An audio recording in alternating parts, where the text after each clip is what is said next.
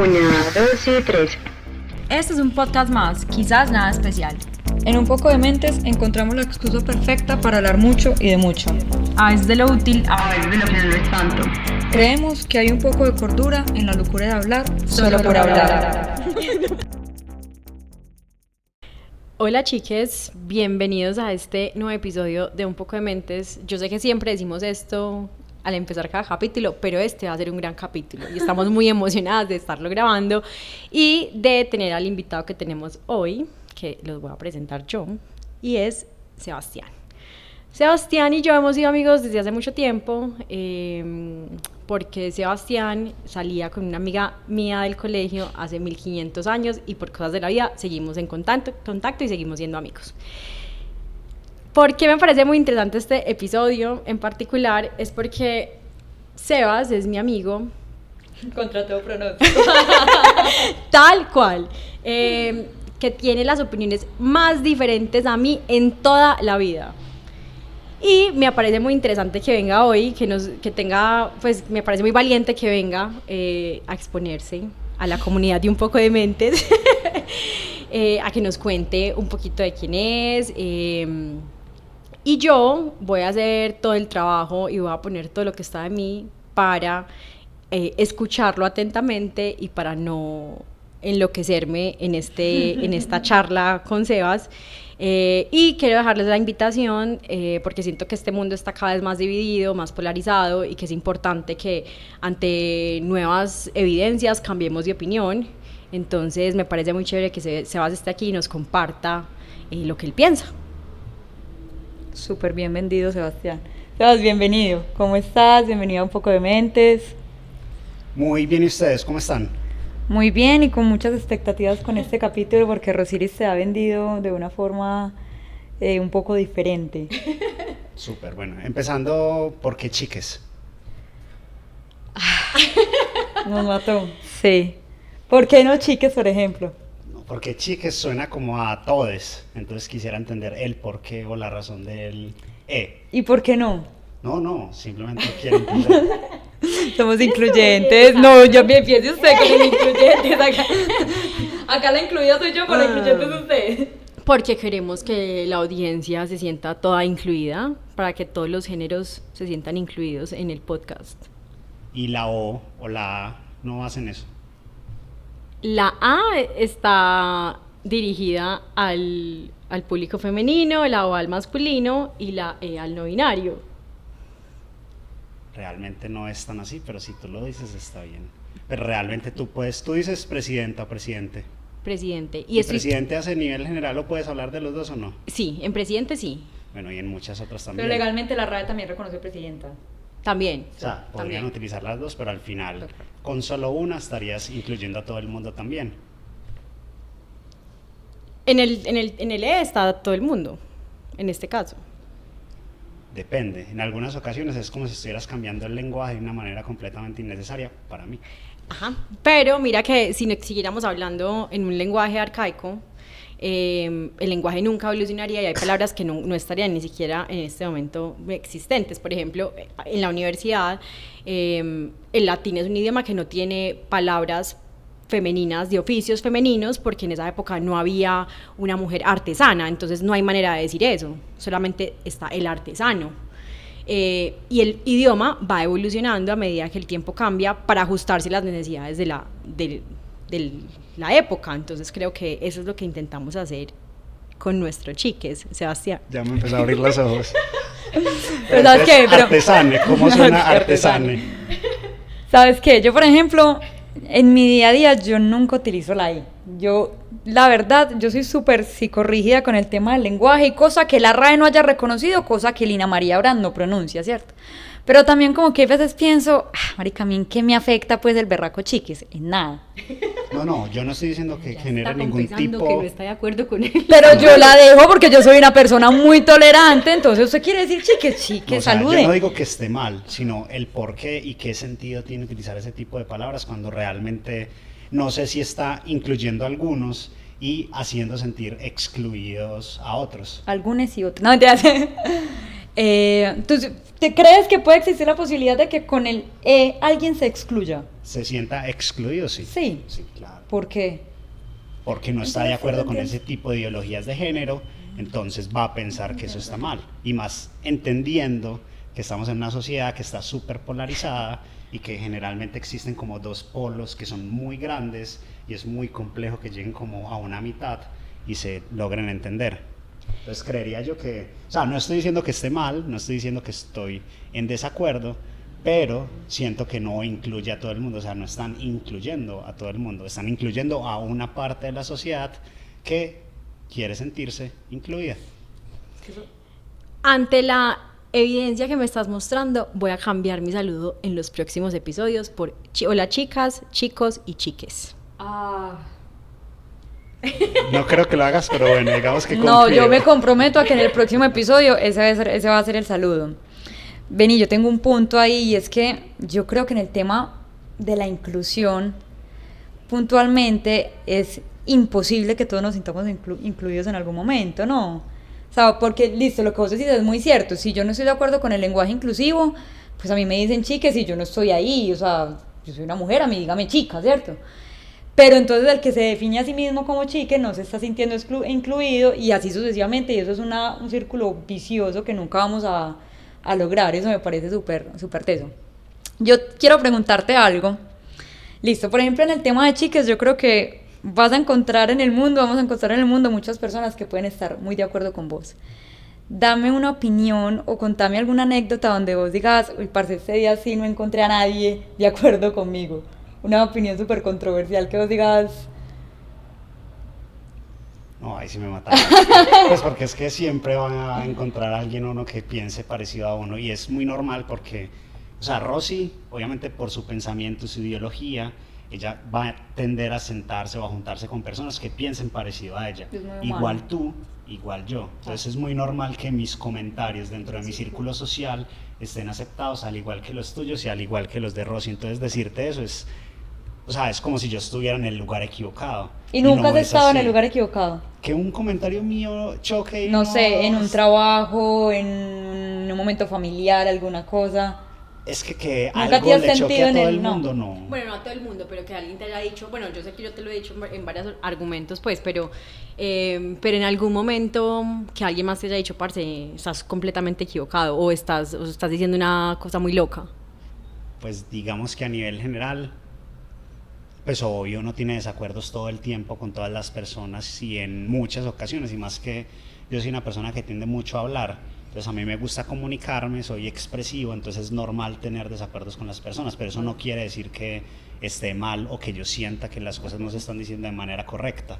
Lo que intento es llegar a un punto medio, por ejemplo en temas de relaciones, es normal llegar a un punto donde uno no esté de acuerdo y son cosas simples, lo que uno llama como negociables y no negociables. Entonces a lo que tiene que llegar uno es a entender qué es importante para esta persona, qué es importante para mí, qué puedo ser yo, qué puede ser ella y hasta dónde podemos llegar los dos. Pero decirte que existe un punto donde todo el mundo esté en desacuerdo, imposible, y otro en el que todo el mundo esté de acuerdo, tampoco es posible. Uno lo que tiene que intentar es llegar a un punto donde la gente entienda el porqué de las cosas y las comprenda. Por ejemplo, yo soy jefe en una empresa, ¿cierto?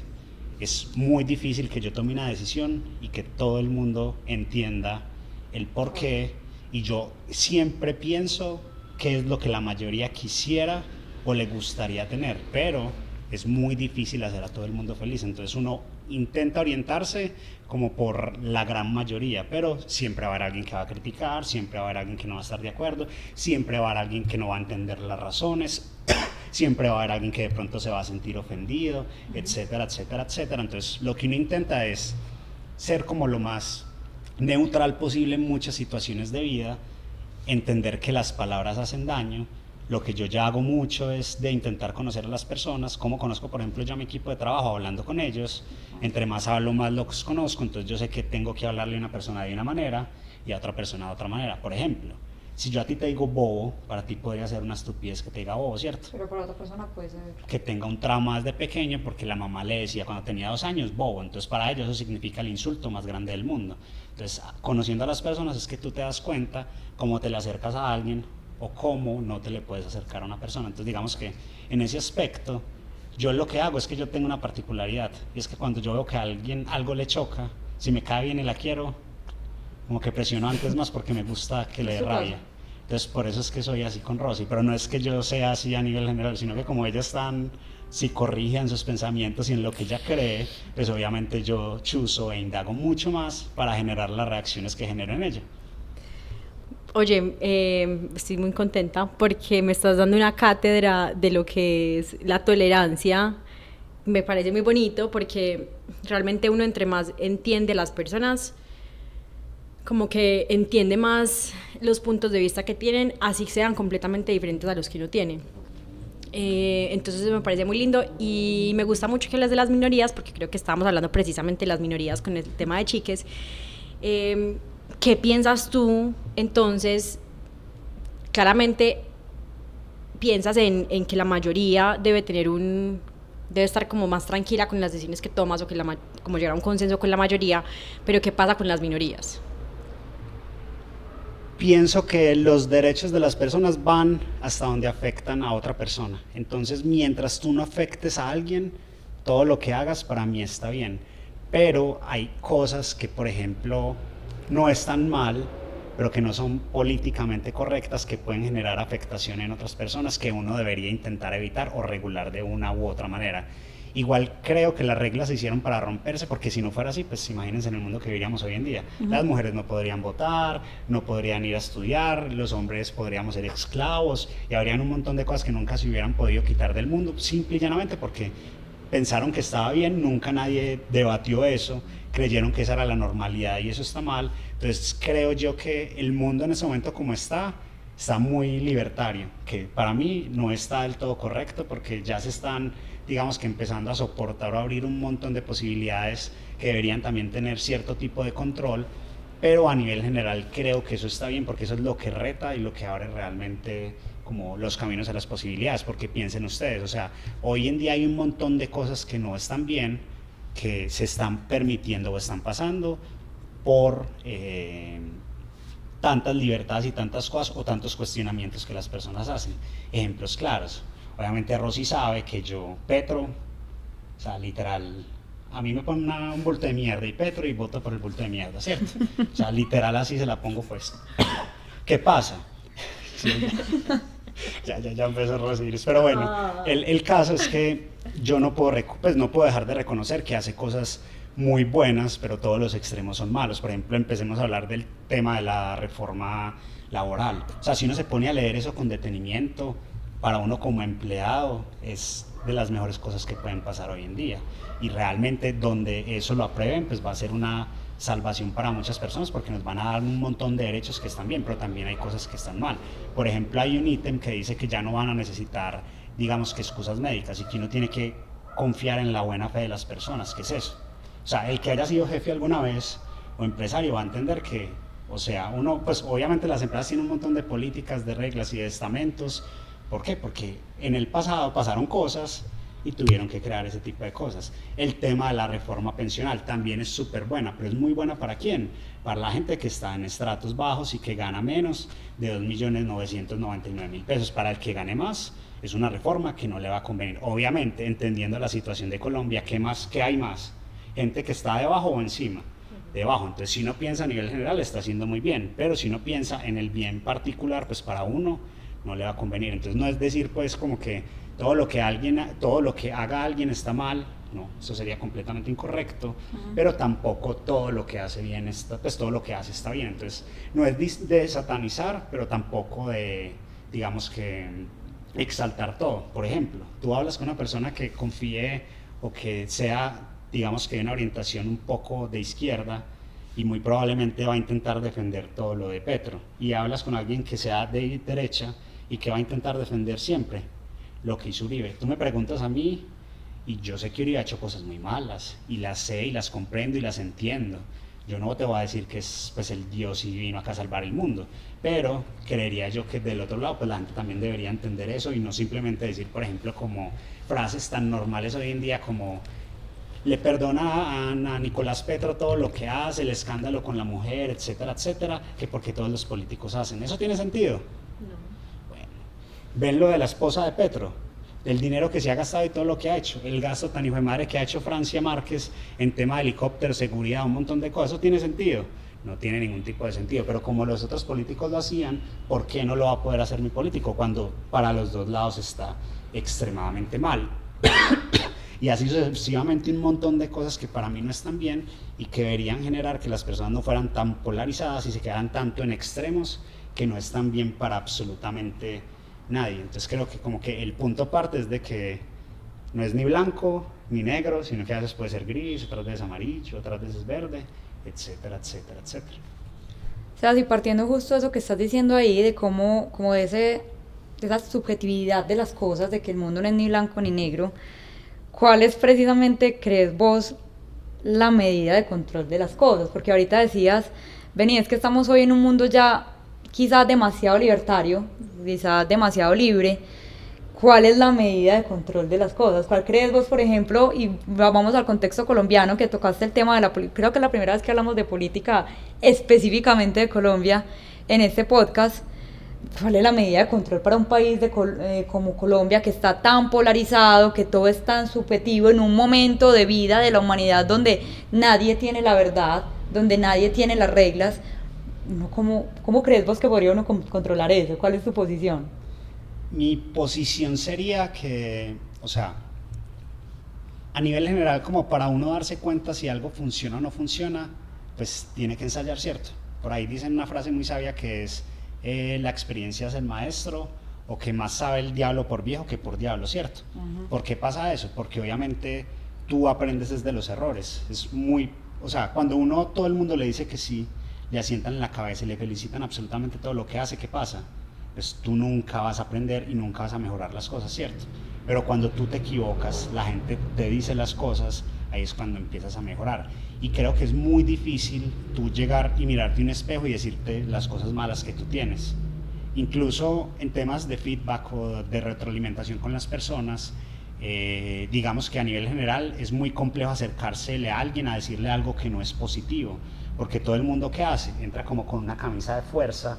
Y generalmente cuando a ti te dicen algo malo, ¿cuál es tu reacción? Reaccionas peor y respondes de una manera aún más negativa de la inicialmente, porque a nadie le gusta que le digan las cosas. Entonces uno tiene que ser asertivo.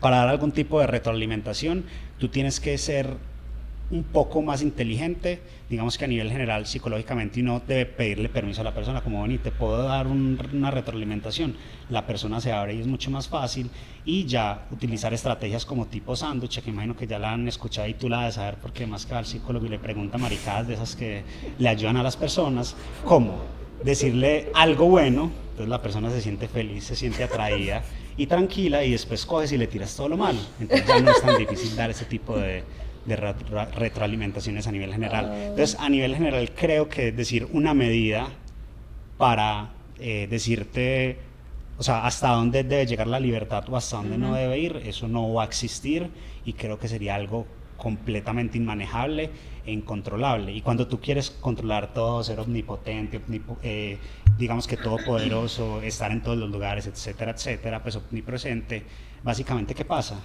No controlas nada. Entonces uno tiene que intentar como tener un solo foco y con ese foco irse yendo. Volvemos a la política. ¿Por qué crees que Álvaro Uribe fue tan exitoso? O sea, ¿o por qué tanta gente lo quiere? Él tiene algo que todo el mundo, cuando piensa en él, se le viene a la mente, ¿qué es? Seguridad. Sí, la política de seguridad. Muy bien. Entonces cuando uno se enfoca solo en una cosa, es muy fácil lograr esa cosa. Cuando tú dices quiero hacer 100.000 cosas a la vez e irme por 100.000 caminos diferentes, es muy difícil alcanzar los 100.000. Entonces ahí es donde están las cosas. Entonces, decir hasta dónde controlan las personas creo que sería algo inexacto y que realmente no está bien. O sea, creo que es algo que no deberíamos, porque a nivel general la libertad está súper bien y considero que la gente debería tener la oportunidad de decir por qué, porque ahí es cuando se equivocan, y cuando se equivocan es que aprenden. Pero los límites deberían estar más estructurados en el tema de que mientras eso no le haga daño a nadie más, pues entre comillas para mí está bien y lo respetaría sin ningún tipo de problemas o inconvenientes. Okay.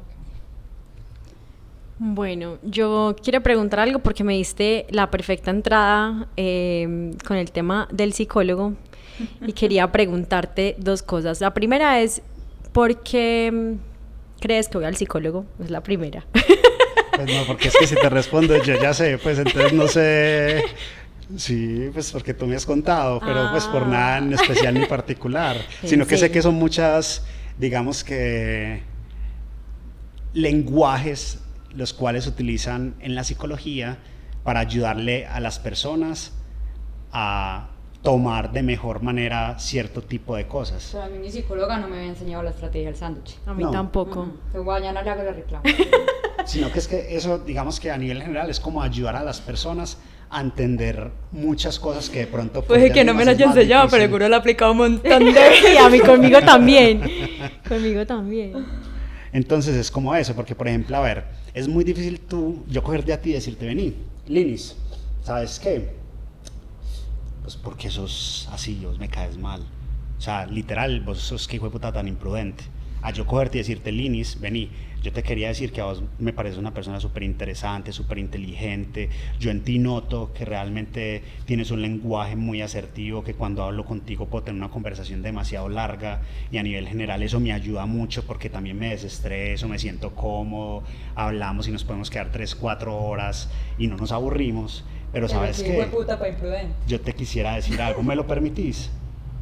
Bueno, yo a veces siento que tú dices las cosas de una manera incorrecta. Entonces no sé cómo podrías tú intentar hacer eso de otra manera para que de pronto no te sientas o hagas sentir a las personas de una manera que no está bien. Oye, yo pensé que yo era enredadora, pero qué Es hijo de madre para enredar. Es tan enredador, Ah. es tan enredador. Y yo quería tocar el tema de los prejuicios y yo, o sea, es increíble porque no he podido agarrarlo haciendo un prejuicio porque después a ver, les voy a poner un ejemplo. Ahorita llegamos, estamos ahí hablando y Sebas me dijo, le preguntó a Lina, Lina, ¿eres de la de Antioquia? Y yo dije, lo voy a agarrar siendo prejuicioso. O sea, dijo, estas dos son unas progres, como me dice mi tía, y seguro son de la de Antioquia. Cuando le pregunté por qué pensaba eso, me dio una explicación supremamente válida, entonces dije, lo voy a coger con la del psicólogo. Me va a decir, está tal cosa, y parece que va al psicólogo, pero no he sido capaz de agarrarlo siendo prejuicioso. Y me parece... Pero ¿no crees que todos tenemos prejuicios todos también? Todos tenemos prejuicios. Y acá hay una cosa muy importante y es, tú tienes un prejuicio con sobre él, tú él. tienes un prejuicio sobre él. Que eso es muy teso porque mira que, no te voy a defender pues porque yo sé de tus pensamientos controversiales, pero me parece muy teso porque al final él no reconoce el prejuicio, pero tú misma estás escuchando es de la Antioquia desde un prejuicio. Jueputa, quien está sembrando el prejuicio en ti eres tú, Rosiris. O sea, ¿qué es esta terapia? Eso me parece muy teso, sí, estamos Les voy a contar una psicólogos. historia para que sepan y vean que es muy real. Dios mío. Imagínense que hace un tiempo, no recuerdo quién fue el que dijo, creo que un gobernador de Antioquia, algo de las personas de la Universidad de Antioquia. Estábamos en el trabajo normal y empezamos a hablar pues como habla la gente en una conversación así abierta, sin ningún tipo de prejuicio, ¿cierto? Había una persona de la Antioquia en mi equipo de trabajo, sin nadie estar hablando mal de nadie, sin nadie decir nada, simplemente contando lo que había dicho el gobernador. No recuerdo quién fue, pero no fue Julián, Andrés Julián no fue porque él es muy nuevo, entonces fue el anterior que Aníbal Gaviria Botero pudo haber sido el que dijo el comentario. Y ella se paró a llorar y a gritar así como si la estuvieran ofendiendo.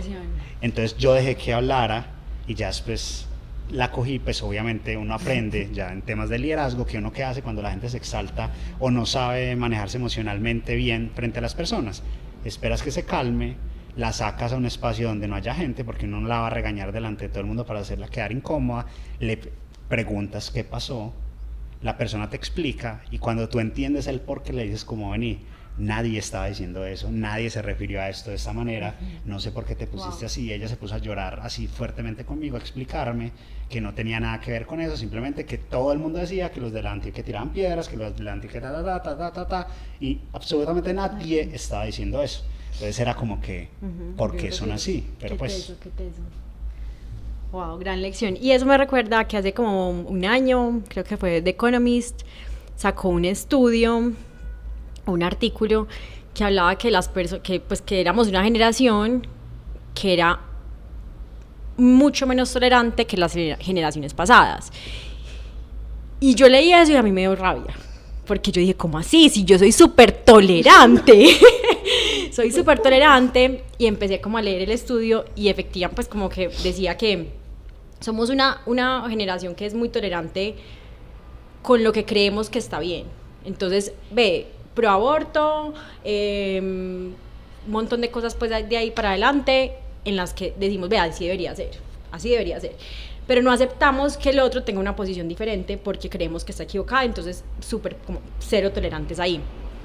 Y lo veía con mi mamá porque teníamos una discusión sobre el tema de la adopción, y mi mamá decía, no, es que 2 mujeres sí pueden adoptar, pero 2 hombres no.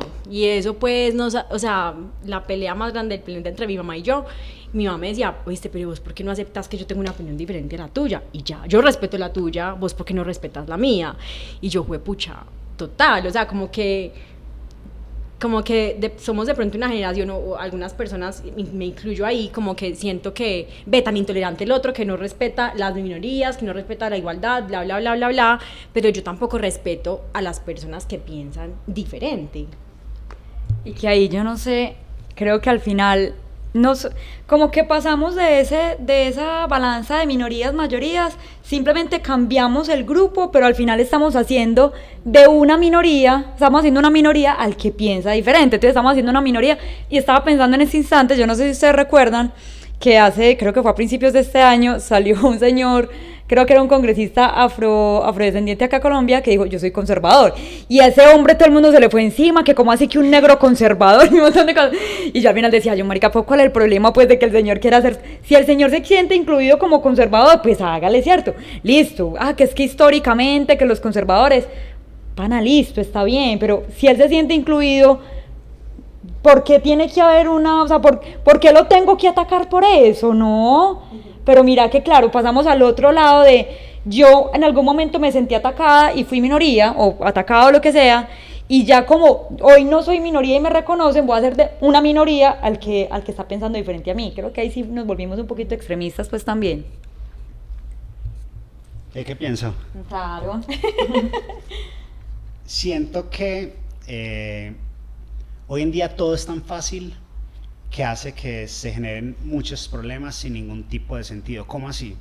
Anteriormente, digamos que tus papás, nuestros abuelos, tenían un problema y ¿cómo lo resolvían? Pues no sabemos, pero ellos tenían que encontrar la manera ellos mismos de resolverlo. Hoy en día tenemos acceso a tantas cosas tan fácilmente que permite que la gente tome siempre el camino más rápido. ¿Cómo así? Digamos que por ejemplo alguien un día se siente muy mal, no sabe cómo manejar una situación, va donde un psicólogo, le cuenta los problemas que tiene, sale del psicólogo y se siente tranquilo. Alguien emocionalmente tiene un montón de problemas, no sabe manejarlos, va donde un psiquiatra, le manda una pastilla, la pastilla le baja todo, entonces siente que ya se solucionó el problema con una pastilla en media hora. Digamos que así sucesivamente se van generando un montón de cosas súper fáciles. El tema relacional, ponte a pensar, por ejemplo, anteriormente, obviamente sé que había mucho machismo, obviamente sé que habían abuelos, papás que no se portaban de la manera correcta y no le daban el valor a su pareja como lo deberían, como también de más que existieron algún tipo de mujeres, pero hoy en día tú ves, y cuando ves tú las relaciones, ¿cuánto dura una relación hoy en día? Porque creen que no duran, porque ya hay una pelea, indiferente que sea fuerte o no fuerte.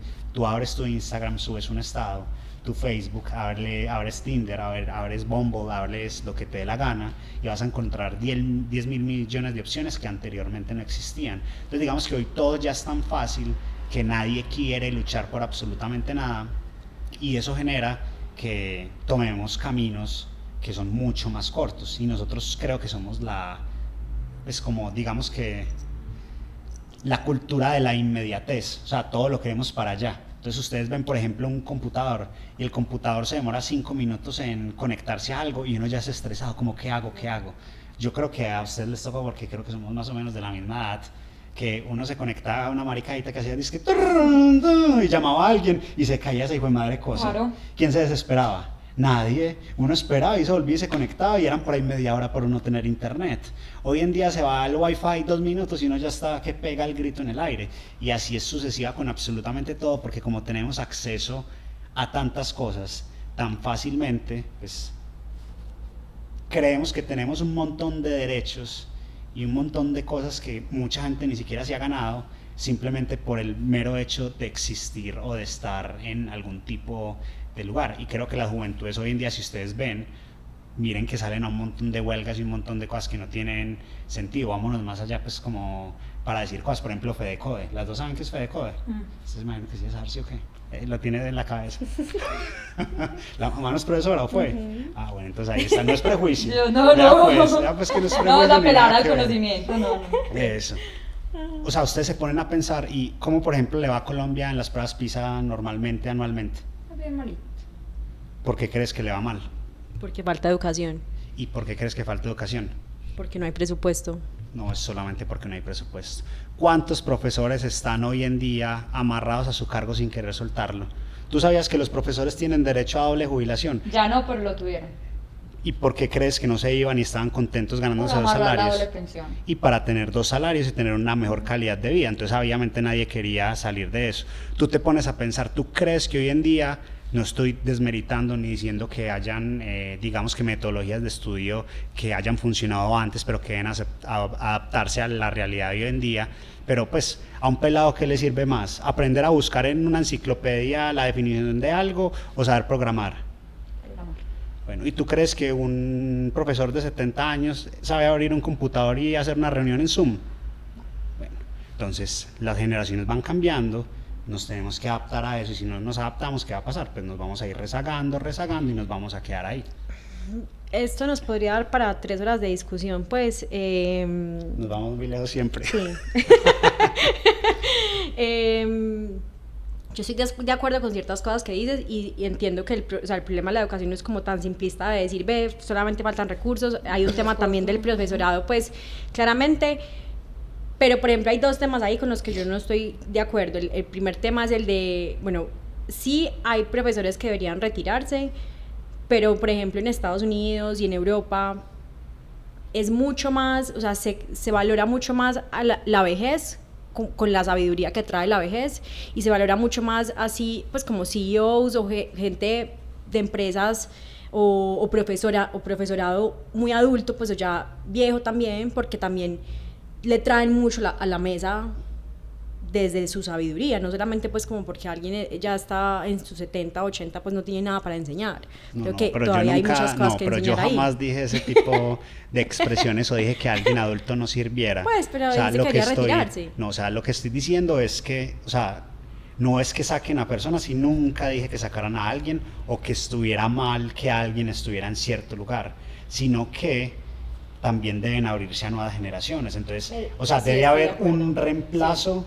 que debe ser generacional. No, sí, estoy o de sea, acuerdo. no es que alguien se quede toda la vida, pero tampoco es que metan a puros pelados porque la persona que está adulta no sirve, no, o sea, uno cumple un ciclo, por eso existe una pirámide, por eso las jubilaciones se mantienen con las personas de abajo y los de arriba los vamos sosteniendo los que estamos abajo, etcétera, etcétera, y cada quien va subiendo en la pirámide.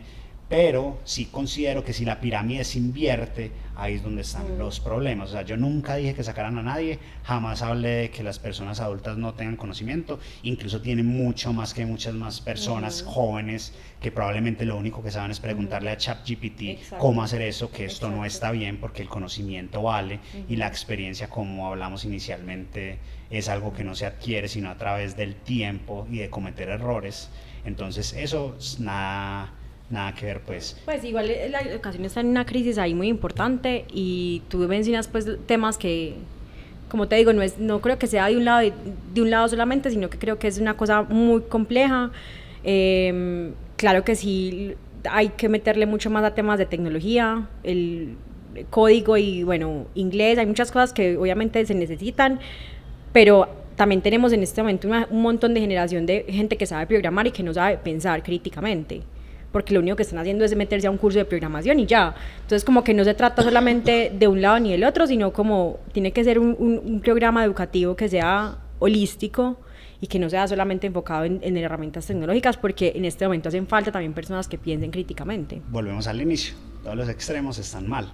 Entonces, ni mucho allá ni mucho acá. Entonces, simplemente es entender que hay que intentar llegar a un punto medio, pero la idea no es que la pirámide se invierta y que simplemente se llene de personas que están aferrados a un cargo por X o Y beneficios y no lo quieren soltar. Entonces obviamente es normal, o sea, ponte a pensar tú, pues la gente no es boba y obviamente uno tiene que entender y ponerse desde la posición de ellos, ser empático, de que por ejemplo, si a mí me dan un bono, que porque llevo 20 años en el equipo de trabajo, yo por qué voy a decir que no quiero el bono por llevar 20 años trabajando en algo. Si a mí me dicen que si yo estudio y tengo una maestría, me sube el salario 2 millones y si tengo un doctorado me sube 5 millones, yo por qué no voy a hacer un doctorado si inmediatamente el salario me va a subir 5 millones, etcétera, etcétera, etcétera. Entonces, obviamente, o sea, venir a decir que voy a quitar todo lo que existe hoy no está bien, pero sí siento que debe haber una apertura mucho más grande para que, digamos, que se complementen las dos generaciones, porque como va a haber el pelado que probablemente no sepa explicarle a una persona cómo ser mejor persona o explicarle cómo montar una empresa desde cero porque ChatGPT le va a buscar un artículo y el artículo puede que esté completamente erróneo, pues va a haber un adulto que probablemente le da dificultad crear una reunión en Zoom y grabarla para un público de 150 personas, editar el video y subirlo a YouTube. Entonces lo que yo digo no es que uno u otro esté mal, sino que volvemos al mismo tema desde el inicio, estamos en un punto en el cual hay tanta, digamos que polarización, que eso genera que haya muchas dificultades y que las personas hoy en día no sean capaces de encontrar un punto medio y escucharse y debatir conceptos que para alguien están mal y que para alguien están bien. Que yo, con todo lo que ustedes están debatiendo acá sobre la educación, sobre el sistema educativo, yo estaba pensando mucho en el tema cultural, porque entonces lo que pasa es, vos por ejemplo me decís, es que faltan personas que quieran ser más críticas, saben programar pero deben ser más críticas, y vos decís, quizá necesitamos educadores que se vayan más para lo técnico que para lo crítico, desde el conocimiento pues que tienen, pero yo no sé, como que yo me pongo a pensar mucho, por ejemplo, en estas estadísticas que dicen que los jóvenes hoy en Colombia quieren ser influencers. Marica, no les importa ni programar ni pensar, ¿cierto? Es decir, no, al influencer, al que peladito que está, y vea, yo trabajo en mercadeo, yo trabajo con negocios, y yo hay veces veo unas huevas que se ganan yo no sé cuánta plata por hacer contenido.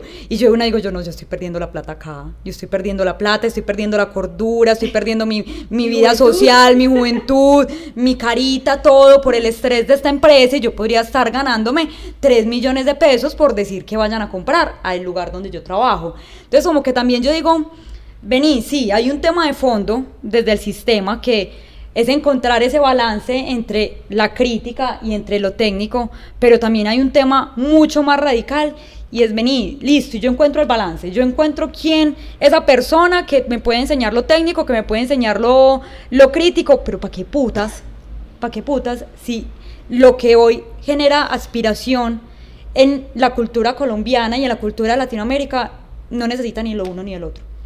Y que a mí me genera muchas cuestiones porque es, quiero serlo y la persona quiere verlo. Yo veo un montón de influenciadores, hay veces que me parece increíble que esa gente venda plata y venden plata. Entonces también eso me cuestiona mucho. Ahí voy yo otra vez a lo mismo ahorita. Cultura de la inmediatez. ¿Qué pasa con las personas?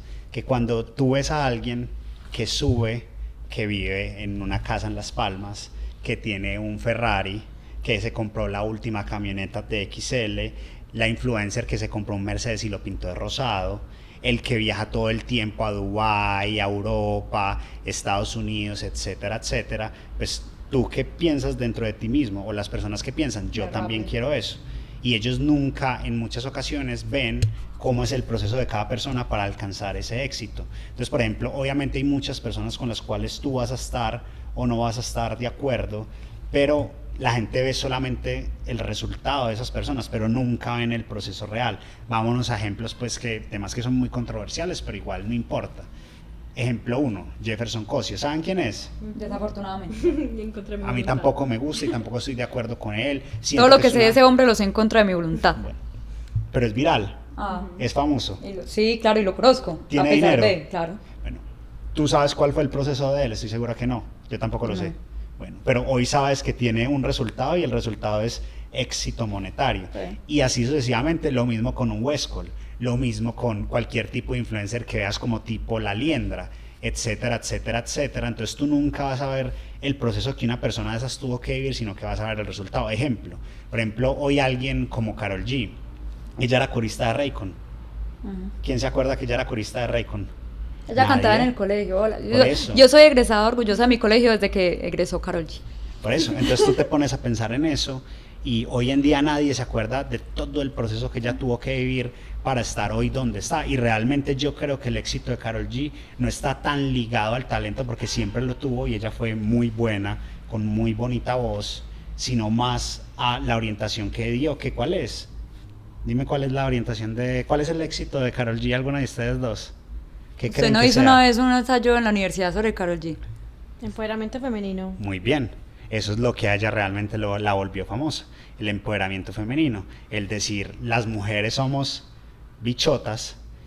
¿Todos saben dónde viene el término bichota? Sí, bueno, entonces básicamente lo que ella hizo fue irse por algo que unió a una comunidad muy grande y le dio el apalancamiento para estar hoy donde está.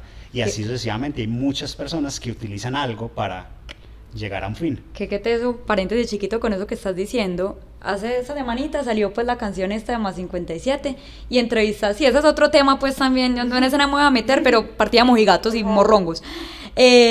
Salió la canción Más 57 y entrevistaron a Farina, que porque ella no estaba en la canción. Entonces, que porque si eran las mujeres del reggaetón, y ella dijo, no, es que es mujeres del reggaetón solamente Karol G, pues ella es la que no quiere incluir. Entonces mira que el empoderamiento femenino también empieza a generar ese, como cuando yo trato de incluirlos a todos, estoy excluyendo a algunitos también.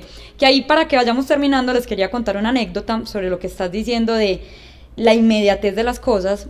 Se desliga un poquito, pero tiene que ver. Mi papá era fiscal.